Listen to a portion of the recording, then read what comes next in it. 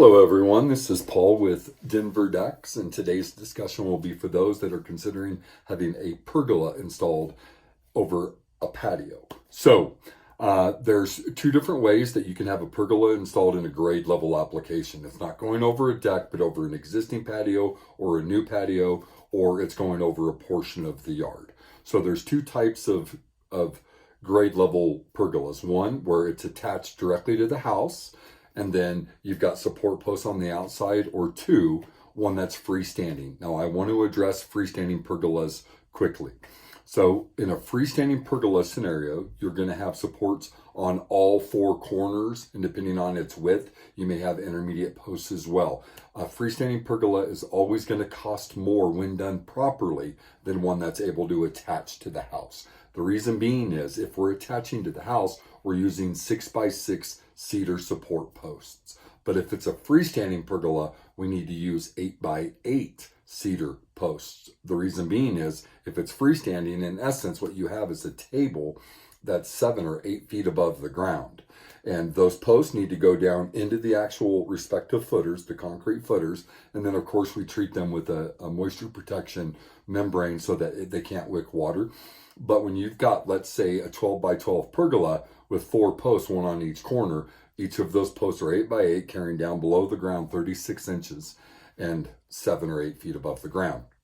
The reason they need to be 8x8s is there's a lot of wind in Colorado, obviously. And so gusts of wind, if you have it built out of 6x6s, we've learned this over the years, will eventually start to crack, or they just don't hold up as well. Obviously, an 8x8 is a heavy timber post, and so it gives it greater wind resistance. Now, if a pergola is attached to the house, it's going to be a lot more affordable because you're saving on support posts, and those support posts are 6x6s as opposed to 8x8s. Now, with that being said, let's visualize a pergola attached to the house, and you're covering a patio space. Now, if it's an existing patio space, caissons need to be installed 36 inches below the ground, and those posts still need to be set into the concrete so that the pergola doesn't squeak or rock or any of those things. So if you have an existing patio, if it's concrete, we need to cut out where we're pouring the caissons.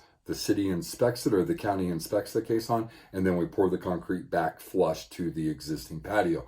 There will be an evidence of the fact that those caissons were installed. If it's a paver patio, pavers need to be pulled up.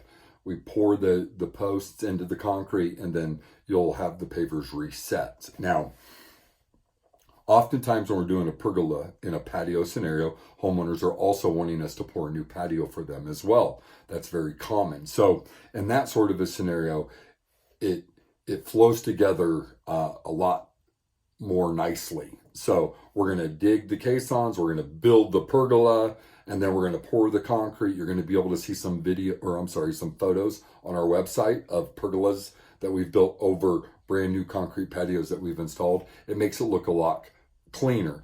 But if you have an existing patio, there's different ways there's different options of what we can do to make it look clean where it actually meets the ground surface. Now, outside of that, we welcome you to view the different pergola options on our website. We encourage you to go and view the many photos we have on Google, as well as on our Yelp listing, Denver Decks Yelp and Denver Decks Google. And outside of that, please give us a call if you have any questions, 303-730-9642, or you can email me at deckman1963@gmail.com. And outside of that, we hope you have a wonderful day.